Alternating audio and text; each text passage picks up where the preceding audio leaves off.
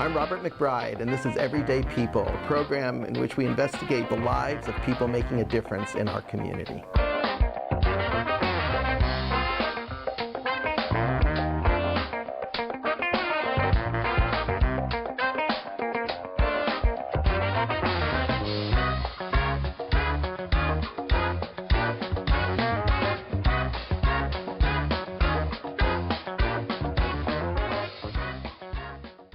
Hello, this is Robert McBride from the Rockingham Arts and Museum Project with another show of Everyday People where we talk to people making a difference in our community. So on today's program, I'm very lucky to have Soshana Bass coming up from Putney and Sandglass Theater. And she's a great performer in her own right, but what we're going to talk about today a lot is their upcoming 10th annual International Puppet Festival. And this one, they're titling this one "Opening the Doors." So, welcome. Thank you. And as I talked to you just before the cameras started, in case people are not familiar with Sandglass, can you kind of, give us a little capsulization of Sandglass and the history? Well, Sandglass was founded in Germany in 1982 by my parents, Eric and Inez. Okay. And they moved to Vermont 6 years later. And at that point, Sandglass was just a touring company and existed in Putney, but didn't have a lot of interaction with the community. And eventually, when that desire really grew to really have roots here and to have more connection with the community, and for an art form like puppetry, which wasn't very well known of what that is in this country, my parents started the Puppet Festival, this international festival, as a way to bridge their international community in this world of puppetry with their new home in Vermont. Mm-hmm. So 94 was the first festival. Wow, okay. And so this is the 10th one. It's not every year. It's usually every other year, sometimes 3 years, depending on how busy things get. Yeah, exactly. That's cool. And over the years, was there anything that particularly brought them to Putney or southeastern Vermont, or they just happened to end up coming here from Germany? Or from their residency? I ask that question sometimes too. Yeah, okay. Why Vermont? Yeah. And I'm very proud and happy it is Vermont. Yeah. But I think that there's actually it's wonderful to live in a community where you can know everyone and know how it works and what the issues are the community faces, and really easily come into the heart of it and interact with folks. So I think there was a desire to be in a smaller community. It's a great place to be workshopping work. We have an amazing collection of people that come when we're working on a new show and offer feedback, and there's a real sense of belonging here that would be much harder to find in a big city. Yeah. Well, I always say that one of their advantages of living in Vermont is the scale of Vermont allows us to be involved in our communities and with each other and to make a difference. We're dealing with 600,000 people in the whole state, and I don't know what the population of Bellows Falls is about 3,500, and I don't know what the population of Putney is. It's certainly less than that. Yeah. So you really have that, that ability to talk, interact with people, make a difference, and stuff. It's very inspired. We're very lucky. And in the rest of Vermont or in the region, because I look over our borders, to New Hampshire or down to Massachusetts a little bit, or over to New York, even in a maybe 100-mile radius. And over these years, are there now other kind of theater, or what's the puppet scene like in Vermont or our region? Well, we like to call Vermont the People's Republic of Puppetry. Okay, fantastic. It's really unique here with Bread and Puppet up north and Glover, Sandglass here in southern Vermont, and there's a whole bunch of other puppeteers that are kind of growing, and especially in family work regionally. It's really a growing art form. Back when the festival first began, it was the only thing of its kind in the country, really. Right. And now I was just in Oregon and Portland this summer, and they have an incredible puppetry community there. It's really coming up, and I think audiences are really recognizing more what that means Right. as an art form. Yeah, I know. I also liken it to, when I moved up here, because I had moved here from New York and from Manhattan, and didn't know what it'd be like living here full time, with culture and stuff. I knew there was stuff, but man, I'm just amazed. And I moved up here full time at about 94. Is just the amount of access we have to people that are doing music or painting. And then, with choreography, and I work a lot with Sarah Coffey at Vermont Performance Lab, and a lot of the contribution around the choreographic kind of stuff going on in this area and feeding that. It's incredible. Yeah. You just can't keep up with everything. No, but I also feel this is an incredibly unique area for those reasons. And part of my favorite things about when we have these festivals or different events that we do is that it is all about partnership with other organizations who are doing things. We work a lot with the Latches. Yep. During this time, our venues are the New England Youth Yep. Theater. Why don't you go through? Well, we're going to get into this discussion, but you work with the Latches for this festival, the New England Youth Theater. Yep, Next Stage Arts, Hilltop Montessori School. We have a big school show, so we bring in as many of the local schools as possible to come see this show. And it just has this feeling of not being siloed, not being isolated, and really that together we can make things happen, and those are the most beautiful moments. And it's not only that, then it's also all the community members who volunteer, who cook for the artists, who house the artists, who usher for the shows, who come to the shows, and the community leaders that are paired with guest artists, yourself included, for these discussions and these questions that are specific to our community, but supported by this international event. Right. It's terrific. And, I think also, when we realize, with the international part of it, how much, I've always found that, we share so much with artists around the world. There's all this political structure going on, but when you get into a country and you meet with the artists, it's just kind of a common language, of sharing food, talking about creation, political reaction, but it's just so amazing that it's the community of artists or creating with creatives in any culture is just amazing. Yeah, and I think now it's more, it always feels more important than ever, but now it also feels more important than ever when borders are becoming a big, hard fact and something divisive, as well as in many other forms. And the connections that are built during this festival, we've had host families that have hosted puppeteers from other countries who have gone to visit them and in their country and develop these connections. So now, we're kind of getting, so let's talk about this festival. Let's talk about it. So give us some dates, what's going on. So the Puppets in the Green Mountains Festival runs from the 19th through the 23rd of this month, September. It begins on the 19th. There's a special event with Cheryl Henson. Jim Henson's daughter will be in town, and the Latches is doing a big screening of The Dark Crystal because they're now in production for a prequel to that movie, and Cheryl Henson herself will be there, introducing the film and answering questions and showing some fan films.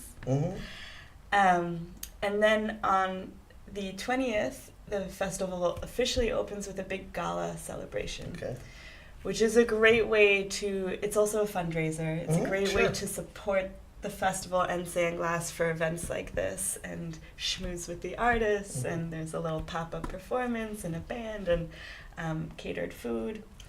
That will be at the Brattleboro Museum. And included in the gala ticket is also admittance to Babylon, which is Sandglass's own newest performance, which just received an award from the National Theatre Project, and will begin touring after this. So this will be the last performance here in this community before we go on tour with So will that be happening at the tail end of the gala, or you have a ticket to go another time? So that's included in the, in that ticket. So after the gala at the museum, everyone will walk over, parade over, dance over, frolic over to the New England Youth Theater. And the show will be there. Great. And then So there's shows for throughout the weekend for adults and for children. We have a group from New York City with a production of A Hunger Artist, which is just the most amazing solo tour de force performance. He's an incredible performer, plays many different roles. Really unique show. That'll be at Next Stage. And what is his name? Do you remember? John Levin. Yeah. Yeah. I actually saw that performance in New York. You did? Yeah, it's fantastic. It's a was fantastic nominated, performance. Yeah, and he got nominated for it. The Drama Desk Awards. Yeah. It's so cool that he's here. Yeah. Okay. He actually trained with Sandglass. Oh, really? And I mean, it's one of his many trainings. I know his mother. Oh. He lives in Long Island, but that's fantastic. Cool. Great. We have this group coming from Wales called Hijinks Theatre. Okay. And they're what they call an inclusive cast. So half of the actors in the cast have some sort of developmental difference, and they're professional puppet theater that tour internationally with this show called Meet Fred. And the puppet becomes this metaphor for someone that needs support in day-to-day life. The puppet goes through some really hard stuff. His living puppetry allowance gets cut, and he has to give up one of his puppeteers. So it's really funny, but it's also kind of biting, and that's going to be a really special show on Saturday. There'll be 2 performances of that. And Louis Riel is coming from Canada. This is a really important piece of Canadian history that I'd never heard of before. And they've taken this graphic novel about an Indigenous uprising in Canada against the colonizing British government. And they kind of popped it off the page into the hands of live actors. So it's really dynamic and high energy and engaging and a wonderful piece of history to really know. So they're doing a big school performance on Friday, but they also have a public show on Sunday at 4:30 at Next Stage. And then for kids, we have, for family audiences, I went to all these shows as an adult and just had the time of my life. We have someone from New York City, Joshua Holden, with the Joshua Show. Okay. And that is so much fun. Yeah. We call him the best thing since Mr. Rogers. Fantastic. Kind of a bridge between Mr. Rogers and Pee Wee Herman. Pee Wee Herman. Can't leave Pee Wee out, man. But that is a good time, that show. And Mr. Ruraru's Yard is the company from Taiwan, The Puppet and Its Double. Fantastic. And that's a piece entirely without words. It's very sensory. It's full of moving objects. There's also a beautiful puppet, this puppet, in fact, that has become our logo for the whole festival. That's from that show. And those will both be up at Hilltop on the weekends. Okay. The Hilltop Montessori is down in Brattleboro. It is. Yeah, okay.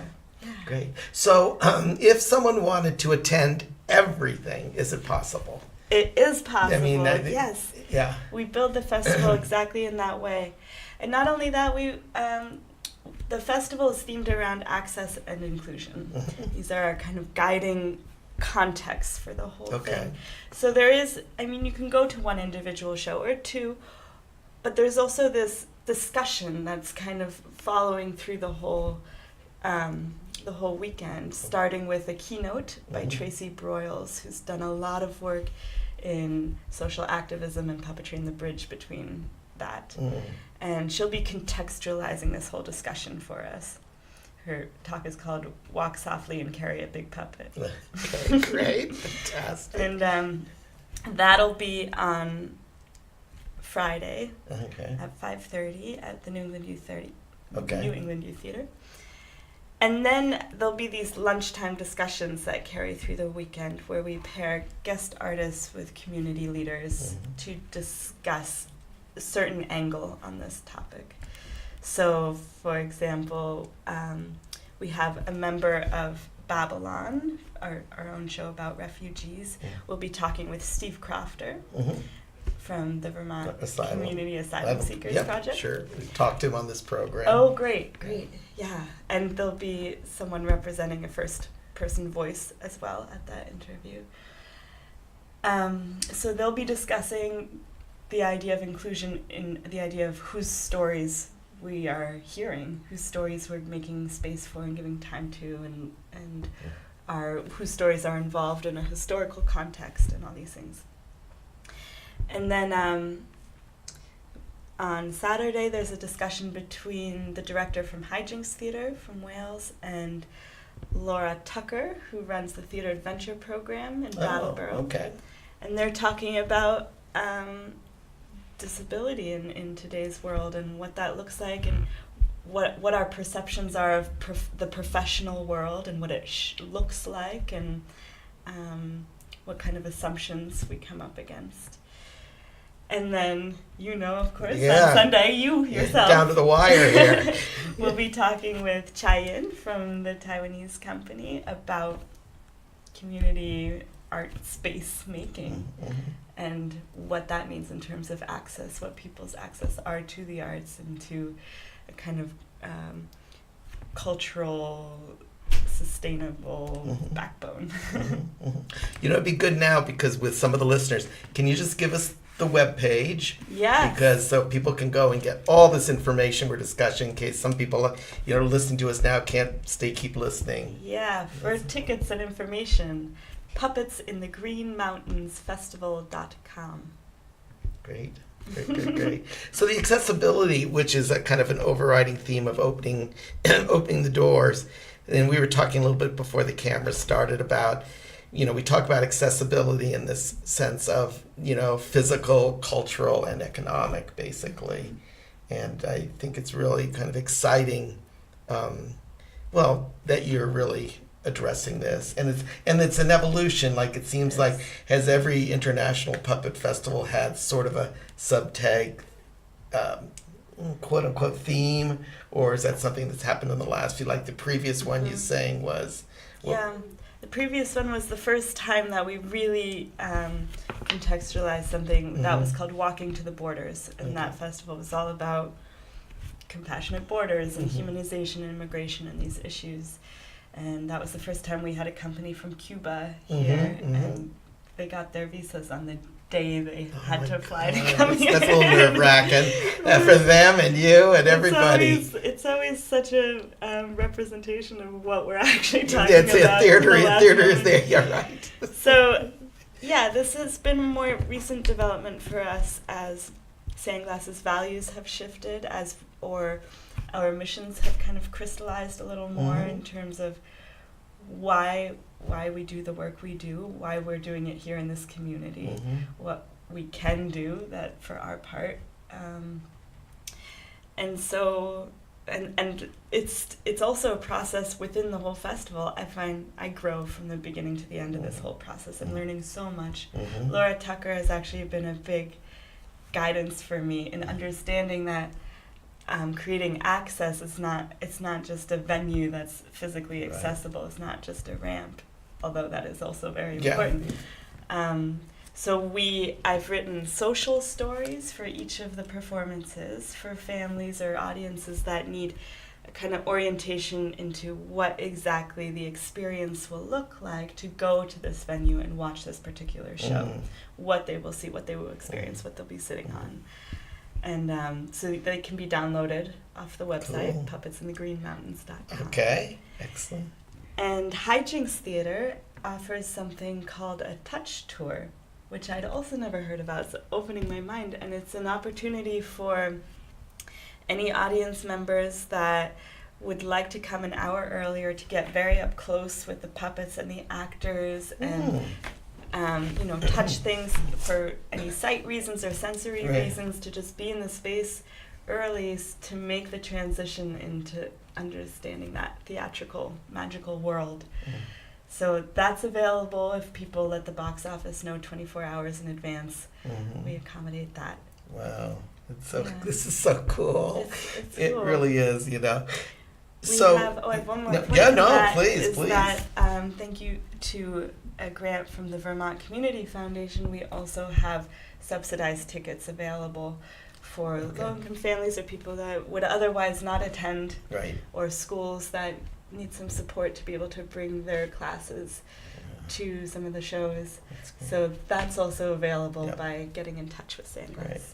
So are there any other sponsors or partners that you need to mention? I'm so glad you asked. Yeah, because we can't do it without our sponsors and our It's helpers. so true. You know. So this festival is supported by the Clues Fund, the Bay and Paw Foundation, the Thomas Thompson Trust, the Vermont Arts Council, the Vermont Community Foundation, the Wyndham Foundation, and specifically Hijinks Theater's tour through here is made possible by the New England Foundation for the Arts. Wow. And we have a number of community organizations that have just generously offered support for the festival. That includes CNS Wholesale Grocers, Chroma Technologies, Brattleboro Savings and Loan, and the Whetstone Station, That's great. as well as a number of local businesses that contribute. They put puppets in their windows. They have ads in our programs. So we support. We have many audiences that come from out of town, and we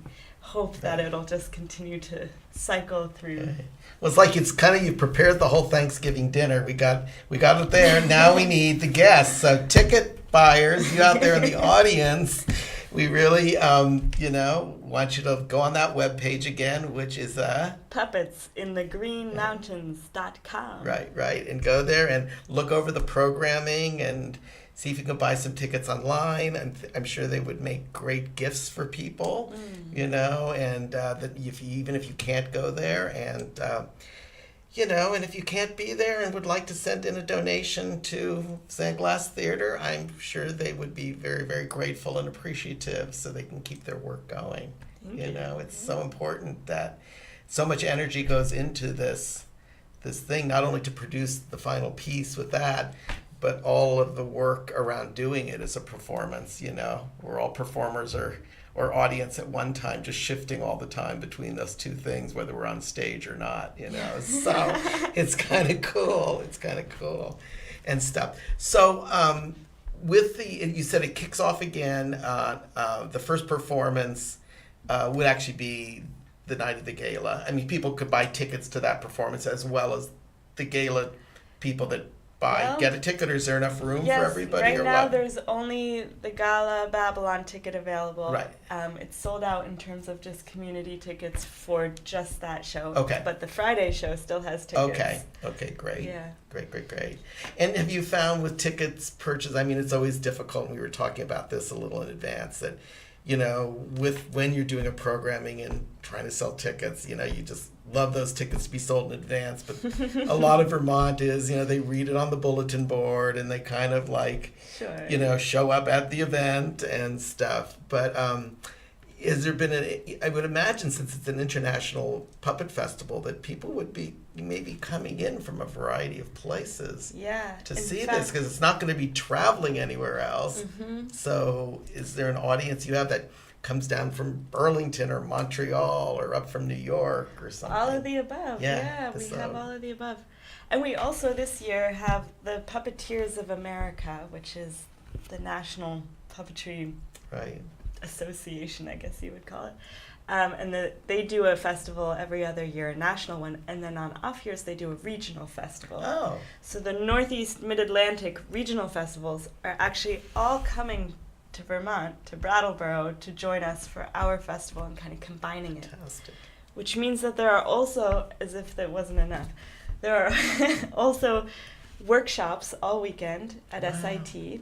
There's a puppet slam, which is exactly what it sounds like, and a very unique event that's happening at the Latches Theater on Saturday evening.